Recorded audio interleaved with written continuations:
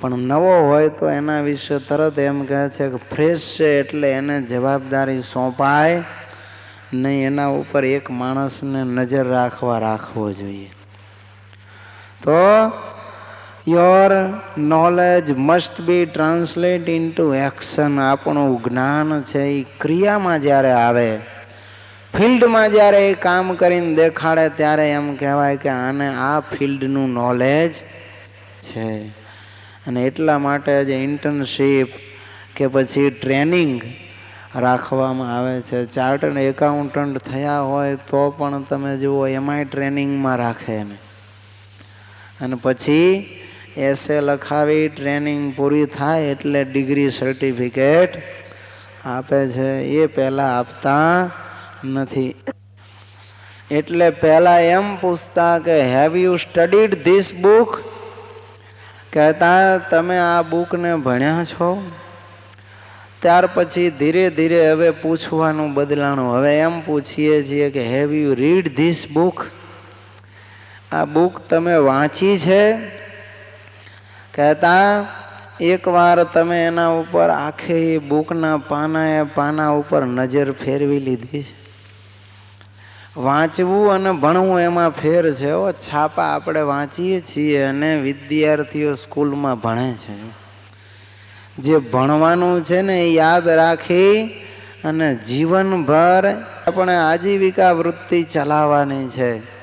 અને જો શાસ્ત્રો ભણતા હોય તો એના દ્વારા આત્મકલ્યાણ સાધવાનું છે. એટલે એ ભણેલું મગજમાં તાદૃશ કરી અને જીવનના ક્ષણે ક્ષણે એને જ્યાં જરૂર પડે ત્યાં યથાર્થ રીતે એ જ્ઞાનને એપ્લાય કરવાનું છે. એનું નામ કહેવાય ભણ્યા. નહીતર ઘણી વાર નથી કહેતા ભણ્યા પણ ગણ્યા નહીં. તો એ ભણ્યો હોય પણ ગણ્યો ન હોય તો એને નોલેજ કહેવાય નહીં. એ બધાય પઢત મૂર્ખ કહેવાય, મૂર્ખા પંડિત.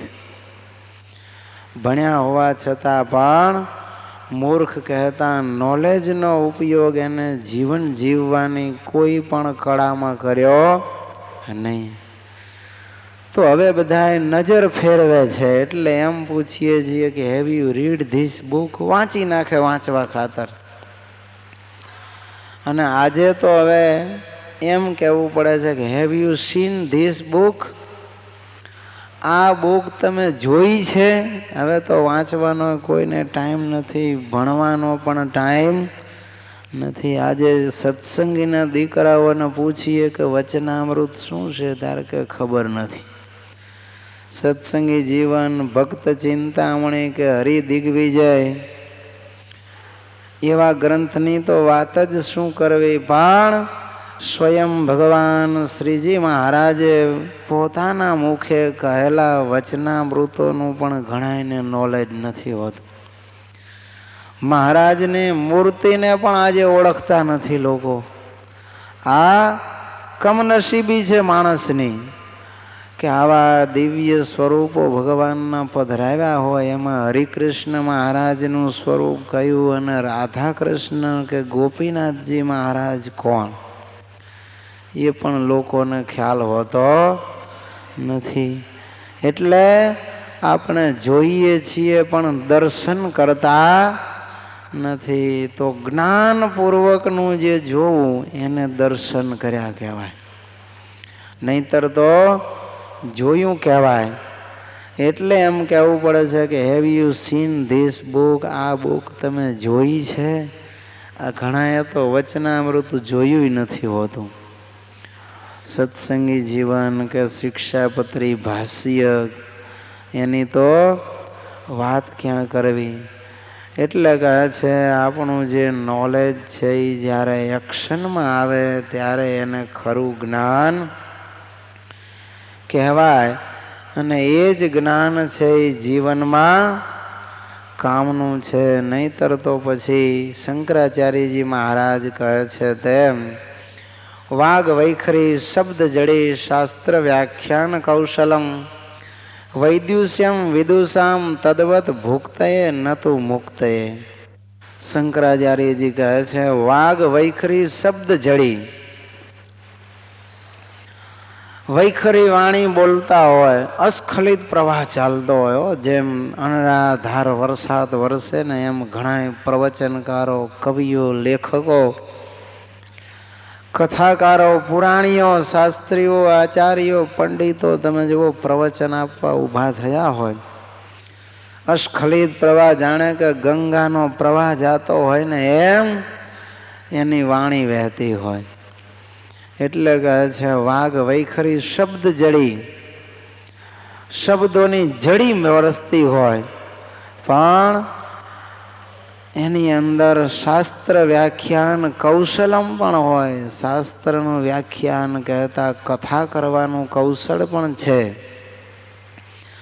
પણ જો એના કલ્યાણ માટે એ શાસ્ત્ર વ્યાખ્યાન કામમાં નથી આવતું તો વૈદુષ્યમ વિદુષામ તદ્વત ભુક્તએ નતું મુક્તએ, તો એની જે જ્ઞાન કથાનું જે નોલેજ અથવા તો એની માહિતી ઇન્ફોર્મેશન જે કાંઈ છે એ કેવળ એનું જે આ વિદ્વાનપણું છે, વૈદુષ્ય છે, એ કેવળ પેટ ભરવા માટે છે, પણ એ ક્યારેય જ્ઞાન એના આત્મકલ્યાણનો હેતુ ન બની શકે.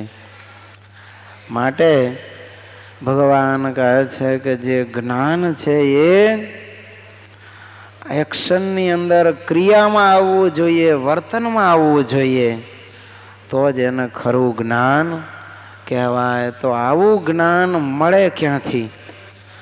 જ્ઞાન એક્શનમાં ત્યારે જ આવે કે સાચા ગુરુને સેવી એની પ્રસન્નતા મેળવી અને જે જ્ઞાન સંપાદન કરેલું છે એ જ્ઞાન જ અંત સમય અથવા તો એના આત્યંતિક હિત માટે કામમાં આવે છે. કર્ણે પરશુરામજી મહારાજ પાસેથી આપણે જાણીએ છીએ એમ બાણ વિદ્યા, ધનુર્વિદ્યા મેળવી જુઓ, પણ ગુરુને છેતરીને મેળવી તો દુનિયાનો શ્રેષ્ઠ ધનુર્ધર એ વખતે હતો કર્ણ. છતાં પણ જો ગુરુનો રાજીપો, પ્રસન્નતા એને પ્રાપ્ત નહોતા થયા, એનો શાપ એને મળ્યો, એનો ક્રોધ એના ઉપર ઉતર્યો, તો એનું આટલું બધું જ્ઞાન પણ જ્યારે મહાભારતના યુદ્ધ વખતે રણભૂમિમાં અર્જુન સામે લડતો હતો ત્યારે કામ આવ્યું નહીં, અને અર્જુન સામે એનો પરાભવ થયો, એનું મોત રણભૂમિમાં થયું. નહીતર એટલો એ ઉત્તમ બાણાવળી હતો કે અર્જુન પણ એને જીતી શકે એમ નહોતો. અર્જુન તો ગુરુ દ્રોણનો શિષ્ય હતો, જાણે કર્ણે તો ભગવાન પરશુરામજી મહારાજ પાસેથી ધનુર્વિદ્યા મેળવી હતી. તો ગુરુની પ્રસન્નતા પૂર્વક પ્રાપ્ત થયેલું જ્ઞાન છે એ જ જીવનું હિત કરનારું થાય છે. એટલે કહે છે તદ્વિદ્ધિ પ્રણિપાતેન પરિપ્રશ્નેન સેવયા ઉપદેક્ષ્યંતિ તે જ્ઞાનમ જ્ઞાનિનસ્તત્વદર્શિનઃ. આવા જે જ્ઞાની પુરુષો હોય, મહાપુરુષો હોય, ઋષિઓ હોય, સંતો હોય, એની પાસેથી તમારે એવું જ્ઞાન, નોલેજ સંપાદન કરવું હોય તો એમની પાસે જઈ એને સાષ્ટાંગ દંડવટ પ્રણામ કરવાના, એને જાણી અને પ્રણામ કરવા, એની સેવા કરવી. સેવા શુશ્રૂષાથી જ્યારે એ પ્રસન્ન થાય ત્યાર પછી એને જિજ્ઞાસા વૃત્તિ આપણી દેખાડી અને પ્રશ્નો દ્વારા એમની પાસેથી જ્ઞાન મેળવવું. કહેતા આપણા જે અંતરના મૂંઝવતા સવાલો, આપણા સંશયો, કોયડાઓ છે એમની અનુમતિ લઈ અને એમની પાસે રજૂ કરવા. તો આપણી એવી જિજ્ઞાસા વૃત્તિ જોઈ અને સાચા સદગુરુ, સંત, વિદ્વાન, એ તત્વદર્શી મહાપુરુષ આપણને એ તત્વજ્ઞાનનો ખરો ઉપદેશ આપે છે. માટે ભગવાન કહે છે કે હે અર્જુન, જેને જ્ઞાન મેળવવું હોય, જેને નોલેજ જોઈતું હોય, એને આવા તત્વદર્શી મહાપુરુષોને દંડવત પ્રણામ કરી એની સેવા શુશ્રૂષા કરી પ્રસન્નતા પ્રાપ્ત કરી અને પ્રશ્નોત્તર દ્વારા જ્ઞાન મેળવવું એ ઉત્તમ વાત છે. તો એ પ્રમાણે ભગવાન શ્રી કૃષ્ણ અર્જુનજીને સાચું જ્ઞાન મેળવવાની રીતિ બનાવે છે. તો આવા જ્ઞાની તત્વદર્શી જે મહાપુરુષ એ કેને કહેવાતો? નિષ્કુળાનંદ સ્વામી કહે છે, જ્ઞાની તેને ગણીએ જેન હરિ મૂર્તિનું જ્ઞાન છે, એ વિના બકવાદ બીજો એ જાણજો મોટું જ્ઞાન છે. તે જ જ્ઞાની તે તત્વવેતા જેણે પ્રગટ પ્રભુને પેખ્યા, તે વિના રખે જ્ઞાની ગણો જેણે હરિનયણે નથી દેખ્યા.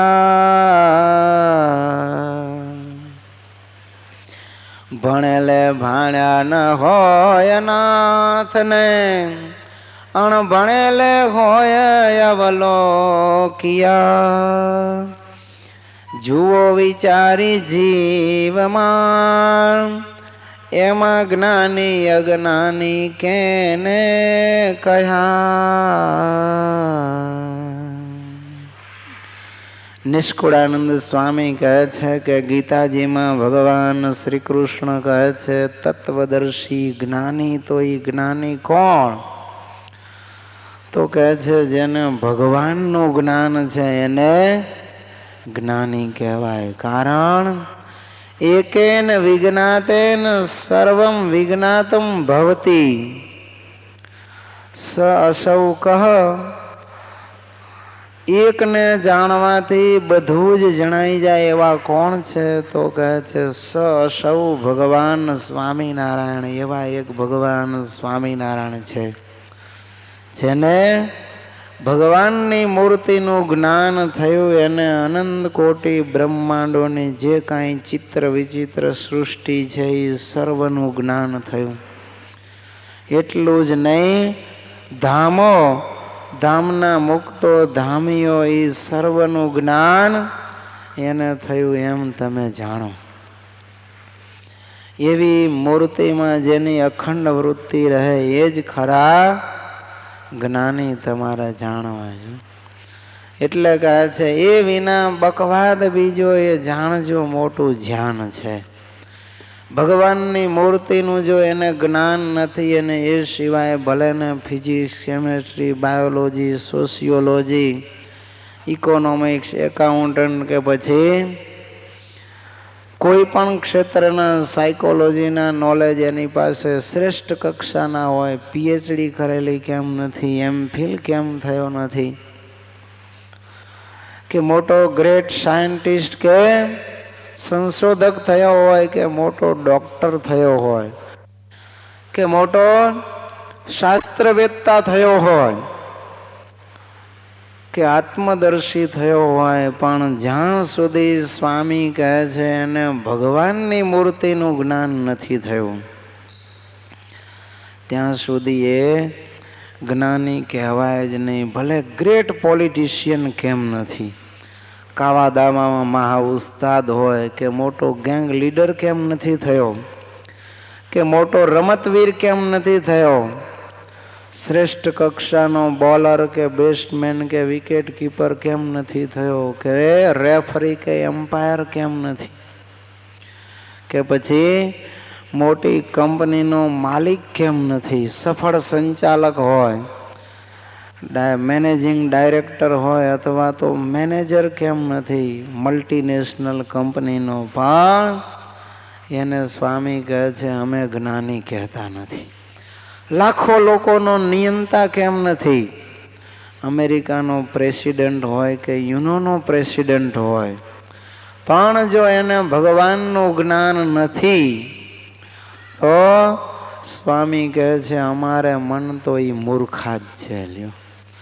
એટલે તો ભગવાને કહ્યું ને કે શાસ્ત્રમાં જેની બહુ બુદ્ધિ પહોંચતી હોય એને ડાયો કહેવાય. ઘણા પંડિતો હોય, તમે જો વેદો પુરાણો ઇતિહાસો આમ જાણે મોઢે હોય એમ શાસ્ત્રાર્થ કરતા હોય ત્યારે પ્રમાણ ઉપર પ્રમાણ આપે, કોટેશન ટાંકે, શ્લોકો ઉપર શ્લોકો બોલતા હોય. એવી યાદશક્તિ એની હોય. આપણી તો આમ બુદ્ધિ કામ ન કરે, મગજ આપણો તો અચંબામાં ઉતરી જાય એવા વિદ્વાનો હોય. પણ જો એને ભગવાનની મૂર્તિનું જ્ઞાન નથી તો સ્વામી કહે છે અમારે મન તો એ મૂર્ખા જ છે. માટે જેની પાસે થોડી બુદ્ધિ છે પણ મહારાજ કહે છે જો એ પોતાના કલ્યાણને અર્થે જતન કરતો હોય તો એ મહારાજ કે અમારે મન ડાયો છે અને જ્ઞાની છે. અને જેની પાસે વિશાળ બુદ્ધિ છે, શાસ્ત્ર પુરાણ ઇતિહાસના વેદો ઉપનિષદોના અર્થોને જાણતો હોય પણ જો એ કલ્યાણને અર્થે જતન ન કરતો હોય, ભગવાનની ભક્તિ ન કરતો હોય, મહારાજની મૂર્તિનું એને જ્ઞાન ન હોય તો મહારાજ કહે છે અમારે મની મૂર્ખો છે. એટલે સ્વામી પણ અહીંયા કહે છે કે એ વિના જે કાંઈ બોલવું એ બધો બકવાદ છે લ્યો. ભલે ને લેટેસ્ટ સંશોધન થયા હોય, કોમ્પ્યુટરમાં કેમ વેબસાઇટમાં ઊંધો ઉતરી નથી ગયો, કે માસ્ટર સોફ્ટવેર કેમ નથી બનાવતો. નવું હમણાં વિન્ડો એક્સપી નીકળ્યું, કયું નીકળ્યું એક્સપી, ભલે નવા વર્ઝન બહાર પાડતો હોય, માસ્ટર માઇન્ડ કહેવાતો હોય કોમ્પ્યુટરનો, પણ સ્વામી કહે છે અમારે મને કોઈ જ્ઞાની નથી. અમારે મન તો માસ્ટર માઇન્ડ કે સુપરમેન જે કહીએ એ કોણ છે તો કે ભગવાનને જે જાણે તે. એટલે કહે છે કે એ સિવાય જે કાંઈ રાત્રિ દિવસ બોલ્યા કરે છે, ગમે એટલા સંશોધન કરી અને એના ઉપર લખ્યા કરતા હોય, આકાશવાણીમાં દૂરદર્શનમાં પ્રવચન આપ્યા કરતા હોય, કે પછી ઠેર ઠેર કથાઓ કરતા હોય, પછી વિમાનમાં કરે કે દરિયામાં કરે, જમીન ઉપર કરે કે પછી પર્વત ઉપર કરે, પણ જ્યાં સુધી આ જ્ઞાની પુરુષને ભગવાનની મૂર્તિનું જ્ઞાન નથી થયું ત્યાં સુધી સ્વામી કહે છે અમારે મન એ બધું બકવાસ જ છે. પછી ગમે એવા ખેતીવાડીના સંશોધન કરીને એના ઉપર સાંજે રોજ ખેતીવાડીના પ્રોગ્રામમાં પ્રવચન આપ્યા કરતા હોય, નવા બિયારણ શોધી આવે, રોગ ન થાય એવા, રોગ થતા હોય એની નવી દવાઓ શોધે, પાકની અને માણસની બધાયના રોગની દવાઓ, કે પછી નવા ઓપરેશન કરી અને રોગોને ક્યોર કરે. પણ અમારા માટે સ્વામી કહે છે અમારે મની કોઈ જ્ઞાની નથી.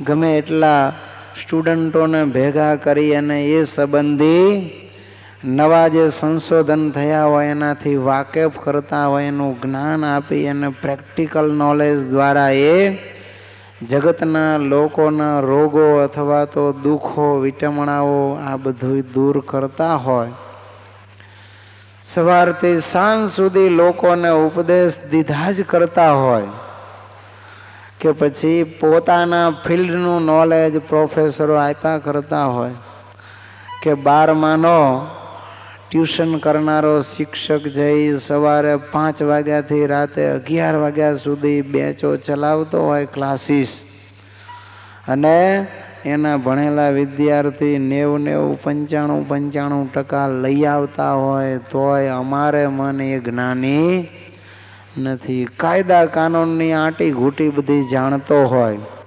નવા કાયદાઓ ઘડતો હોય અથવા તો કાયદા ઘડાય એમાંથી છોટક બારીઓ શોધી કાઢતો હોય, એવો કોઈ ભેજાબાજ ન્યાયાધીશ હોય કે વકીલ હોય, બેરિસ્ટર હોય, એ પણ સ્વામી કહે છે અમારે મન જ્ઞાની નથી. અમારે મન તો એ જ્ઞાની છે કે જમપુરીની જેલમાંથી ઉગરી કે પછી 184 જન્મ મરણના બંધનમાંથી ઉગરી અને જે જીવ મુક્તિ મેળવે, ભગવાનની મૂર્તિનું જ્ઞાન મેળવી અને જે ભગવાનની મૂર્તિમાં તલ્લીન થઈ જાય અથવા તો તલ્લીન રહેનારા એવા જે ઉપદેશકો અથવા તો શ્રોતાઓ, એ બે જ અમારે મન જ્ઞાની છે. એટલે કહે છે કે તે જ જ્ઞાની, તે તત્વવેતા જેણે પ્રગટ પ્રભુને પેખ્યા. સ્વામી કહે છે એને જ તત્વજ્ઞાની કહેવાય, એને જ તત્વદર્શી કહેવાય કે જેણે પ્રગટ ભગવાનને જાણ્યા છે. તે વિના રખે જ્ઞાની ગણો જેણે હરિનયણે નથી દેખ્યા. કહેતા જેને કાં તો ભગવાનનો સાક્ષાત્કાર કર્યો છે અથવા તો યથાર્થ ભગવાનને જાણ્યા છે અથવા તો જેને ભગવાનને પ્રગટ પ્રમાણ મનુષ્યાકૃતિ ધારણ કરી અને પૃથ્વી ઉપર વિચરતા દેખ્યા છે અને એને ઓળખ્યા છે, એવા જે હોય એને જ જ્ઞાની કહેવાય. અથવા તો જે શાસ્ત્રમાં કહ્યા છે એવા જ એની સમજણમાં છે. જગતના કરતા હરતા નાથ નિયંતા, સર્વ અવતારના અવતારી, સર્વ કારણના કારણ, અક્ષરધામમાં જે પ્રભુ બિરાજમાન છે એ જ આ મૂર્તિમાન પ્રગટ પ્રમાણ ભગવાન પુરુષોત્તમ નારાયણ છે.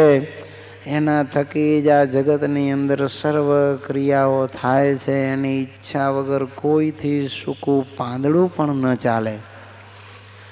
આવું જે જ્ઞાન જેને દ્રઢ વર્તતું હોય એને પણ મહારાજ કે ભલે કદાચ સમાધિ ન થતી હોય તો પણ અમારે મન એ નિર્વિકલ્પ સમાધિવાળા જેટલો ઉત્તમ જ્ઞાની છે. એટલે કહે છે કે આવું જેને જ્ઞાન નથી થયું અને કેવળ વાણીમાં વિલાસ છે અથવા તો કેવળ ઇન્ફોર્મેશન માહિતી ભેગી કરી રાખી છે, એને રખે તમે જ્ઞાની ગણતા નહીં. જેને કાં તો ભગવાનને યથાર્થ જાણ્યા નથી અને કાં જોયા નથી, એ કોઈને જ્ઞાનીનું બિરુદ સ્વામી આપતા નથી.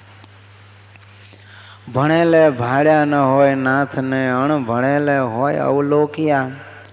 સ્વામી કહે છે ભલે ને શાસ્ત્રનો જ્ઞાતા હોય પણ એને ભગવાનને જોયા ન હોય તો એ જ્ઞાની કહેવાય નહીં.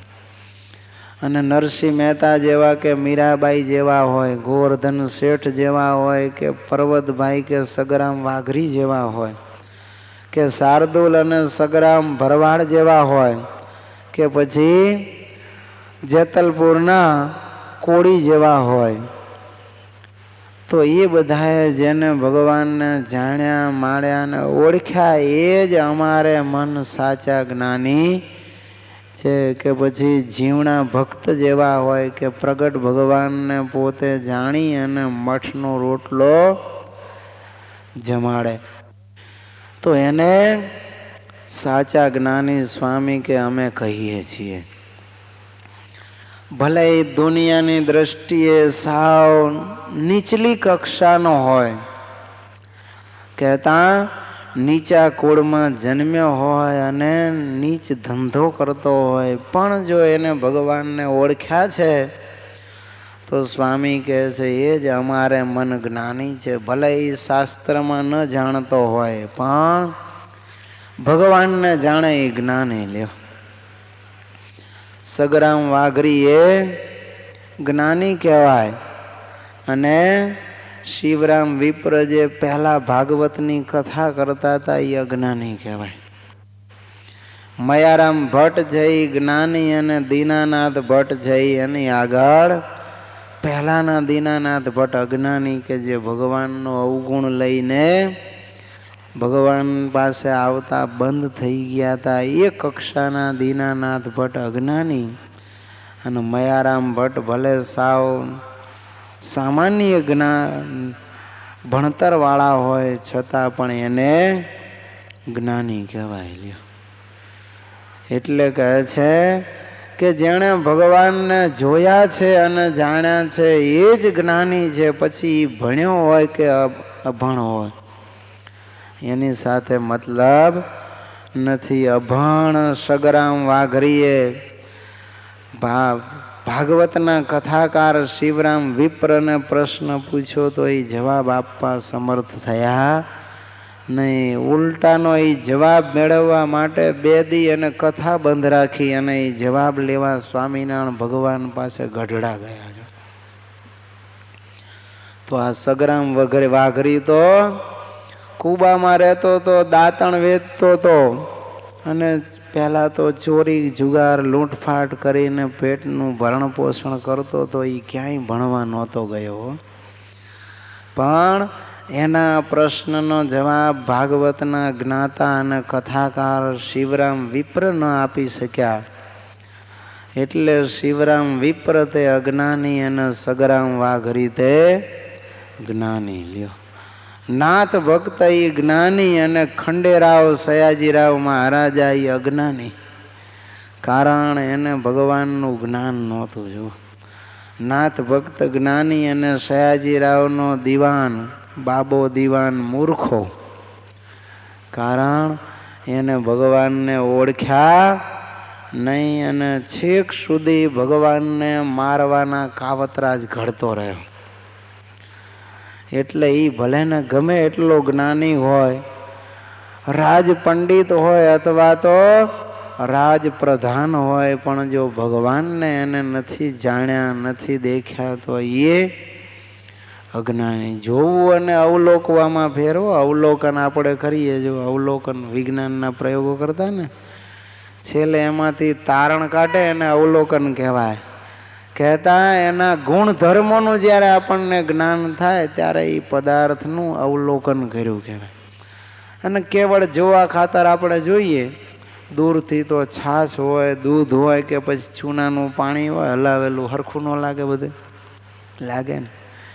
તો આપણે કોઈક પૂછે કે આ શું છે, 3માંથી ગમે એ આપણે કહી દઈએ તો એ અવલોકન કર્યું કહેવાય નહીં.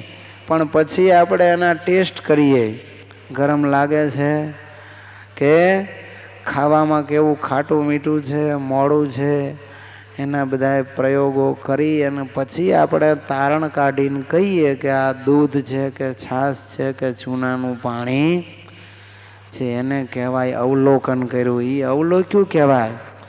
એમ ભગવાનને જોયા હતા તો ઘણાએ. દીવાને શું નહોતા જોયા ભગવાનના? બાબા દીવાને ભગવાનને જોયા જ હતા, પણ એને અવલોક્યા નહોતા. એ ભગવાન મારા કલ્યાણના કરતા છે, અનંત કોટી બ્રહ્માંડના રાજા ધીરાજ છે, સર્વોપરી ભગવાન સ્વામિનારાયણ છે. આવું નોલેજ એને થયું નહીં. એટલે કહે છે કે બાબા દીવાન મૂર્ખ્યો અને નાથ ભક્ત તો કાપડ વણતા. લ્યો, કસબી કાપડો, ઘરે વણાટનો ધંધો, સાવ ગરીબ હતા, એના ઉપર જ એનું ગુજરાન ચાલતું. કાપડ વણીને વેચે, એ વણાટની મજૂરી એની આવક. લ્યો, એમાં પણ તમે જુઓ, ક્યારેક જો સારું કાપડ સરસ મજાનું વણાણું હોય ને તો એ તાકો લઈને બજારમાં નીકળે અને સત્સંગીઓને ઘરે જાય અને એમ કહે કે લ્યો, તમારે આ ભગવાન માટે વાઘા કરાવવા હોય ને તો હું મજૂરી નહીં લઉં. ભગવાન માટે જો આ કાપડ તમે વાઘા કરવા લેતા હોય તો મારી મજૂરી નથી જોતી. તારની જે કિંમત થાય દોરાની, એટલા પૈસા આપો. પોતાની મહેનત છે એ ભગવાનના વાઘા થતા હોય તો સેવામાં કરતા, પોતે મહેનતના પૈસા ન લેતા. નહીતર વણાટ ઉપર તો એ જીવન ગુજારતા હતા. તો આ ભગવાન માટે પોતાનું ભરણ પોષણનું સાધન, એની જે આવક, એમાંય કાપ મૂકતા. અને સામે દાદા દીવાન. લ્યો, સયાજીરાવ સરકારની કામ ભંભેરણી કરી અને ભગવાન અનેક જીવોના કલ્યાણને અર્થે વિચરણ કરતા હોય તો એને પકડવા, કેદ પકડવા માટે સેના લઈને જાય. નાથ ભક્ત ભગવાનના વાઘા માટે મજૂરી જાતી કરે અને આ બાબો દીવાન છે એ ભગવાનને કેદ કરવા, મારી નાખવા માટે સેના લઈને પાછળ ફળે. આટલો ફરક હતો. એટલે બાબો દીવાન તે મૂર્ખો અને નાથ ભક્ત એ જ્ઞાની. એક વખત નાથ ભક્ત ગઢપુર સમયે ગયેલા. સમયો પૂરો થતા એટલે વિદાય લઈ અને પોતાના ગામ તરફ વડોદરા બાજુ ચાલ્યા. હવે નીકળી ગયા પછી મહારાજને અચાનક યાદ આવ્યું કે નાથ ભક્તનું તો કામ છે. એટલે બીજા ભક્તને કહ્યું કે તમે નાથ ભક્તને મોકલો. એટલે બીજા ભક્ત એમની પાછળ ચાલ્યા. જો હવે એ જમાનામાં તો આવા કંઈ બાઇક થોડા હતા, પગપાળા ચાલે ને કાં ઘોડા હોય તો ગરીબ હરિભક્તો તો પગપાળા આવતા. તો નાથ ભક્ત આગળ અને પેલા ભગત પાછળ ચાલતા ચાલતા નાથ ભક્ત એક વડોદરામાં વિશ્વામિત્ર નદી પાસે પહોંચી ગયા. કમાટી ગાર્ડન છે ને, ઘોડા પુલ વડોદરામાં, ત્યાં પહોંચ્યા. એવા સમયે આ પેલા જે પાછળ બોલાવા ગયા હતા ને એ ભક્ત એમને ભેગા થયા અને નાથ ભક્તને કહ્યું કે નાથ ભક્ત શ્રીજી મહારાજ તમને બોલાવે છે.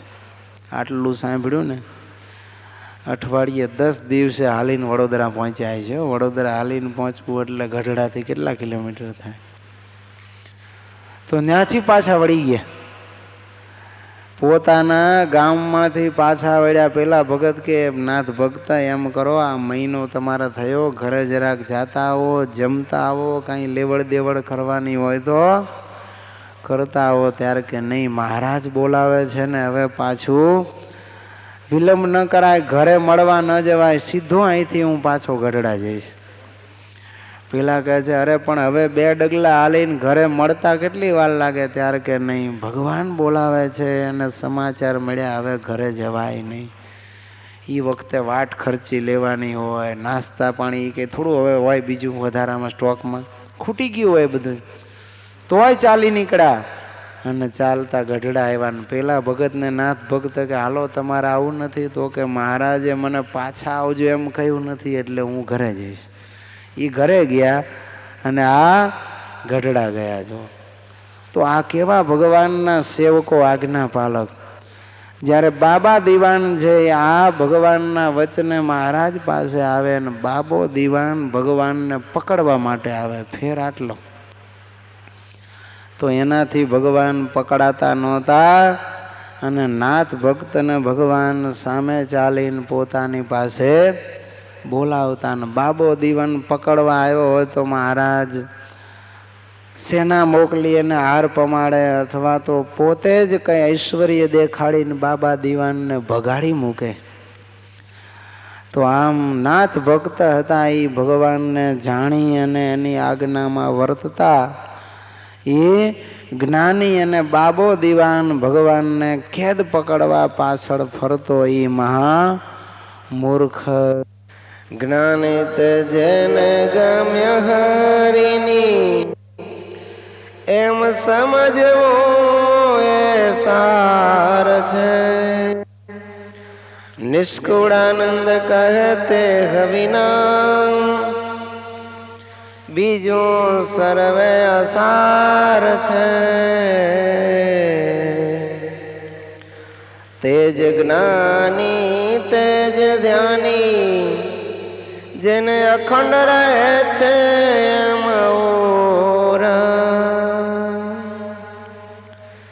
જે જનને હરિની મૂર્તિ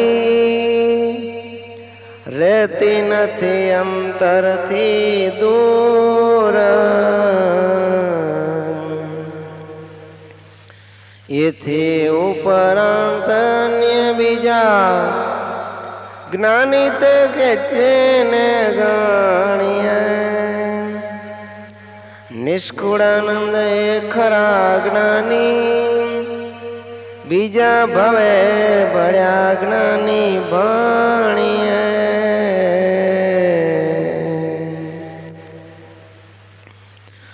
સ્વામી કહે છે ભણેલા એ ભગવાનને જોયા ન હોય અને વગર ભણેલા એ ભગવાનને ઓળખ્યા હોય, જાણ્યા હોય તો તમે મનમાં વિચારી જુઓ કે એમાં જ્ઞાની કોને કહેવા અને અજ્ઞાની કોને કહેવા. જે ભલે શાસ્ત્રના અર્થને જાણતો હોય પણ જો એને ભગવાનને જાણ્યા નથી, જોયા નથી, તો એના કરતા તો જેણે ભગવાનને અવલોક્યા છે એવા ન ભણેલા અથવા તો ઓછું ભણેલા માનવી પણ સ્વામી કહે છે ખરા અર્થમાં જ્ઞાની છે. એટલે કહે છે કે જ્ઞાની એ જ કે જેને ભગવાનની ગમ પડી, જેને ભગવાનને જાણ્યા અથવા તો ઓળખ્યા એ જ જ્ઞાની છે એમ સમજવું એ જ સાર છે. એ વિના સ્વામી કહે છે બધુંય અસાર છે.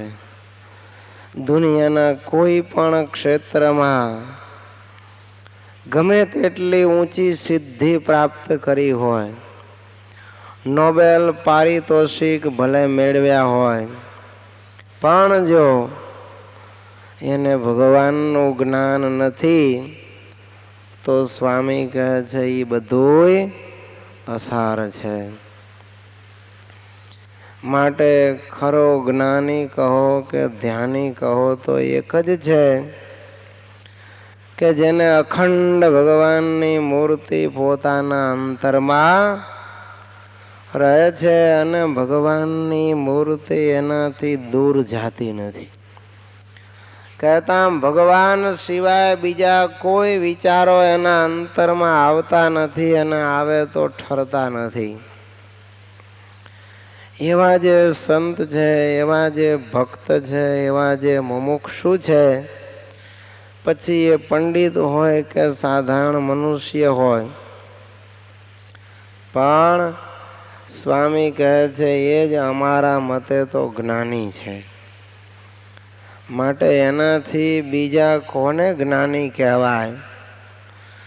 બીજા તો જે કઈ જ્ઞાનીનો ડોળ લઈને ફરે છે, જ્ઞાનનો મિથ્યા આડંબર કણે છે, એ તો ભવે ભળ્યા જ્ઞાની ભણીએ, એ તો જગતના બધા માહિતી વાળા કહેવાય.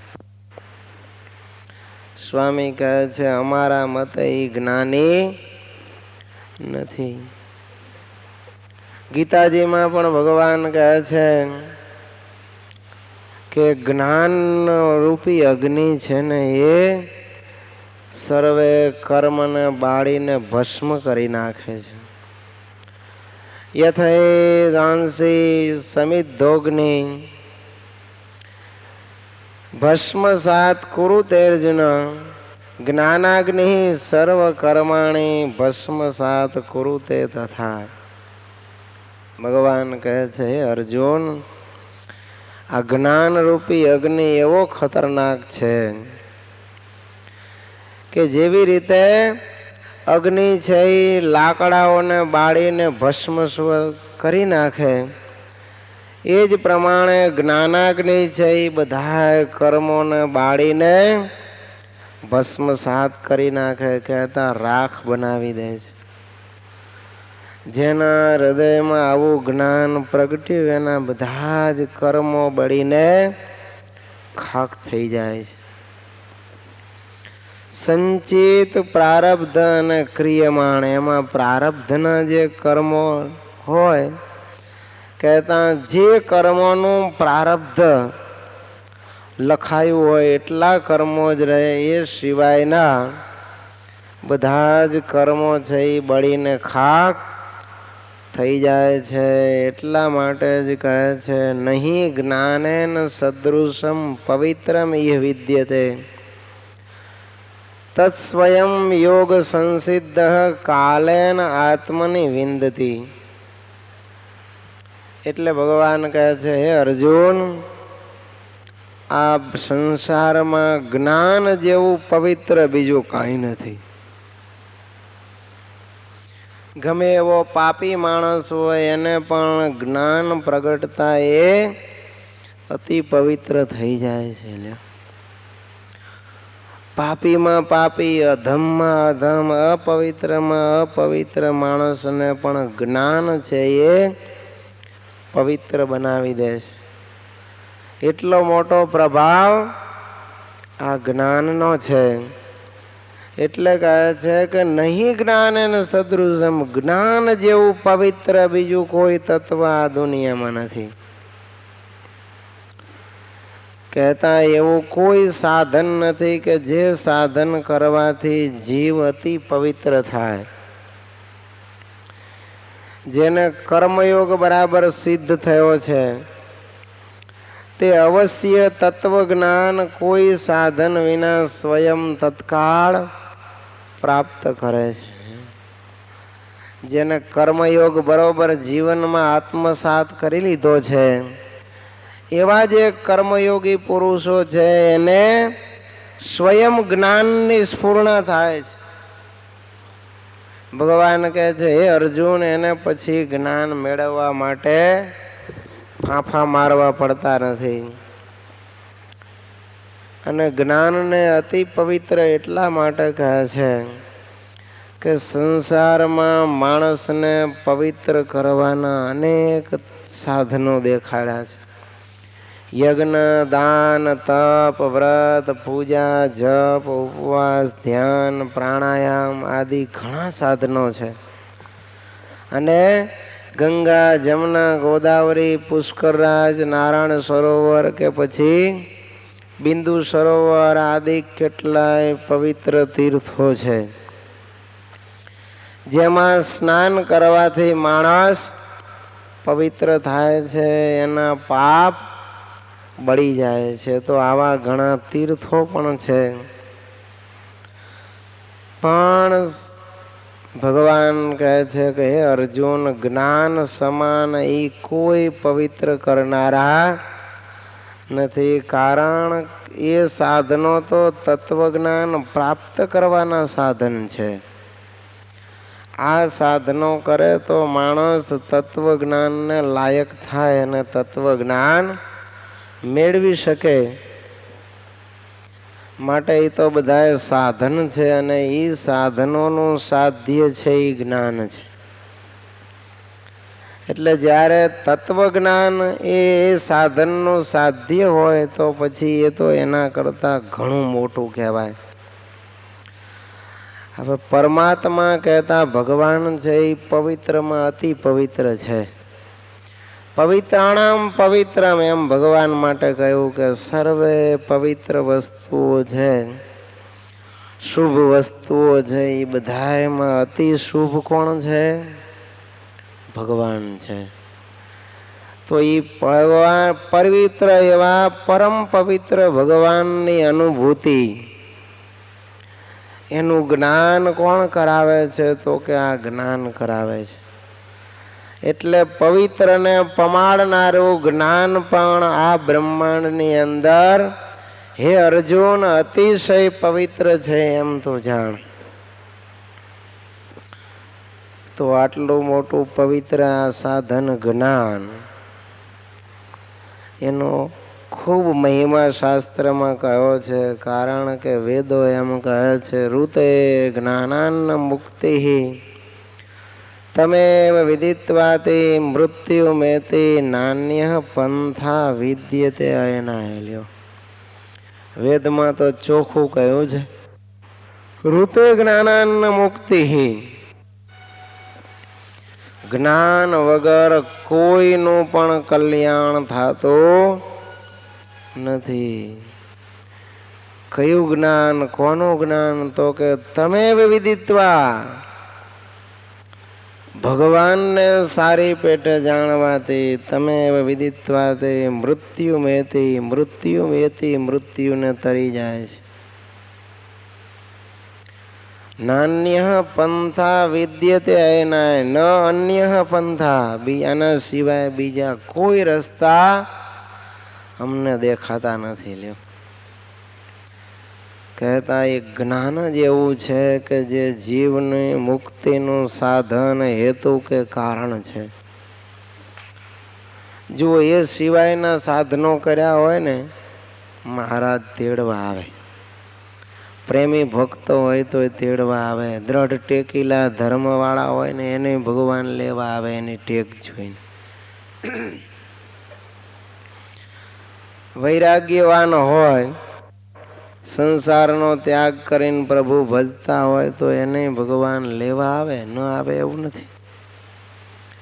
પણ એને જો વૈરાગ્યના અભિમાન હોય, ધર્મ પાળવાના, ભક્તિ આદિકના અભિમાન હોય, અથવા તો વિષયોમાં રાગ હોય, વિષયોને તુચ્છ ક્ષુલ્લક અને નાશવંત ન જાણ્યા હોય, જમપુરી અને જન્મ મરણના દુઃખ ભોગવાવનાર ન જાણ્યા હોય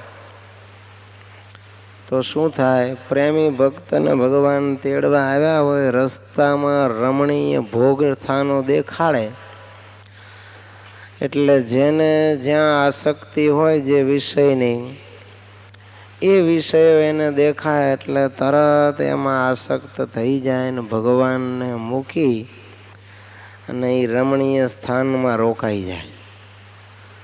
પરિણામ શું આવે?